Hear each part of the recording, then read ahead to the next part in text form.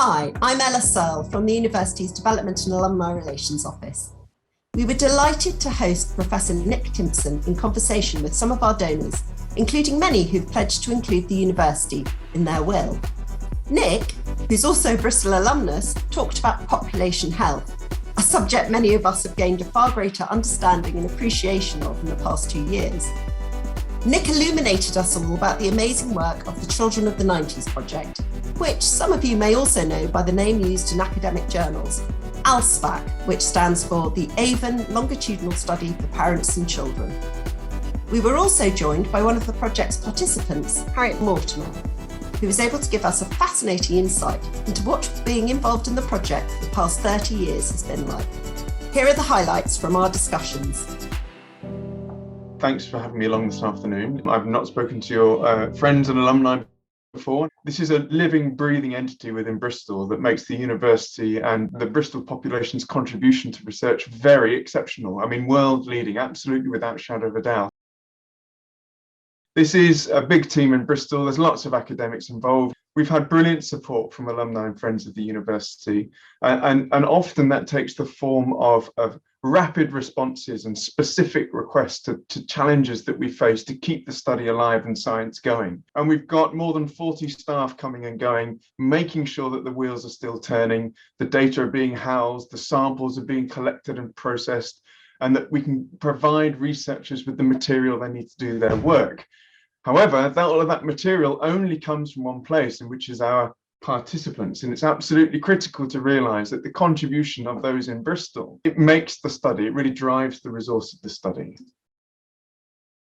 Children of the 90's, or the Avon Longitudinal Study of Parents and Children, is a study of approximately 30,000 or so participants, from whom we have more than 1 million biosamples: blood, urines, serum, toenails, teeth, hair, all sorts of material, placenta, with more than 8,000 placenta held since 1990, when our participants first were invited to take part.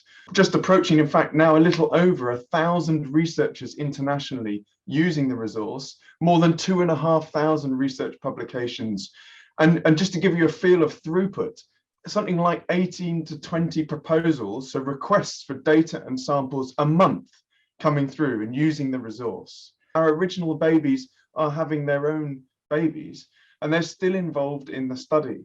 So this is the working material, keeping these individuals, these kind individuals, involved, contributing, and driving the material to give researchers what they need to do their science. This is 2000 versus 2007. These dates are important to me personally, because 2000 was the year, I'm a human geneticist, and 2000 was the year the human genome arrived.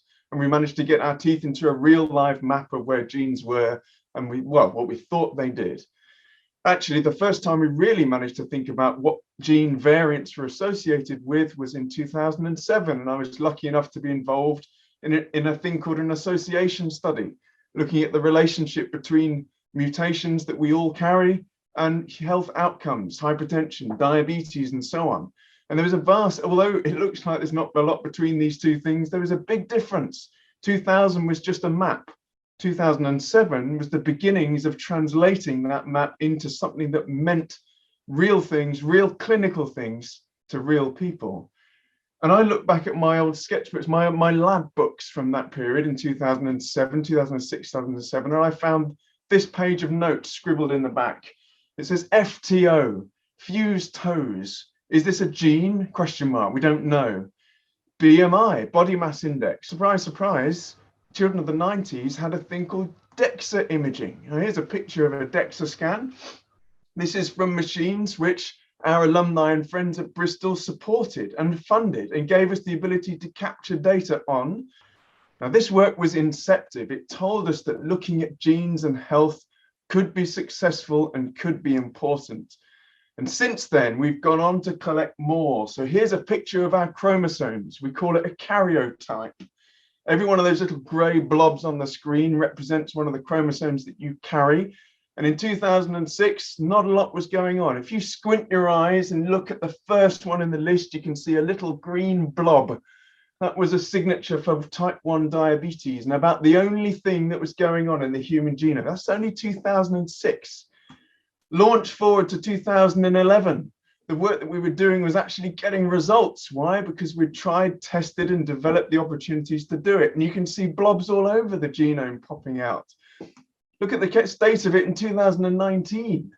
These things have exploded. We now know what to do, how to measure the genome, how to add it on to studies like children of the 90s, and understand that almost our entire genome probably does something to the way we are and the risk that we might have of disease.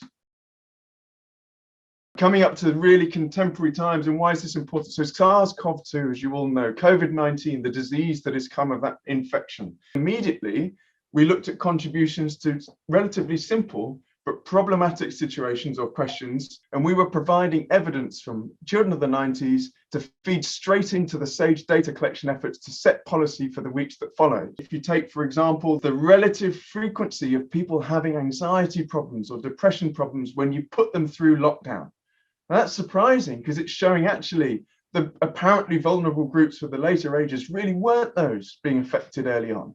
They were resilient. It's young folk who are really struggling through these periods, and we could find that within the study. These longitudinal studies, which have people invested in their time in helping us collect data, are potent. They're broad and they can have a major effect on the way that policy is set. It requires investment and support. We're constantly trying to keep the thing going. This is not core university business. This is research which we seek support for to keep moving. So any contributions are always amazing. And the key thing is going forward, the breadth of the study, the capacity of the study to do more. I definitely think being a part of the study from such a young age has really increased my understanding and enjoyment of science. And when I talk to other people that are part of the study in my age, it's interesting to hear how many people went on to do a science-based degree. And a part of the clinic that I'm always reminded of whenever I turn up is just how friendly and welcoming the staff always are. What participating does for me is it definitely makes me feel like I'm doing something good, and I just fully enjoy attending every opportunity that is given to me. Also, as well, I'm part of something called the Original Cohort Advisory Panel. Say when there was a recent funding review, we got to say things that we thought we should be researched on, things like our mental health, things like finances, things like social media. You feel like your voice is really being heard, and the study will remain useful for me throughout my entire life. You can't ignore findings like the Children of the 90s contribution to the Back to Sleep campaign. Should your child be put to bed on its back or on its front to avoid cot death? Major contribution to policy, which is now obviously internationally recognized. The presence or absence of peanut oils in baby lotions to avoid atopy and asthma. That was a fundamental policy changing maneuver to something which was otherwise almost uniform. But then much more recently, there have been some very, very important findings. So one clear example, the relationship between internet material, so content on YouTube and streaming applications, and self-harm, mental health, and suicide, and feeding information that comes from that directly through to policy, all party parliamentary committees, and then also to the providers of these material, YouTube, via the Samaritans, to try and engage in how to make things better for people going forward. It's absolutely bleeding edge, contemporary, and important, really important stuff that you can only get if you can measure things in real time and longitudinally through people's life course. An example of some work that we've done which has been inceptive is simply comparing the events in and around pregnancy in 1990 versus right now. Almost 50% elevated chance of having your mental health compromised or being depressed as a pregnant woman now compared to 1990. We don't know why, but we can see that because the study has run that long. And we know everything about these fantastic participants. And one thing I'd love to do is crack what's going on there. Is it work pressure? Is it social media? Is it access to support? Is it familial relationships?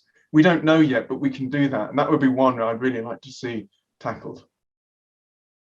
It really is a combination. It's a genuine civic collaboration. It's folk who live and have had their whole family life here, getting involved in something which is making a difference and is internationally recognized.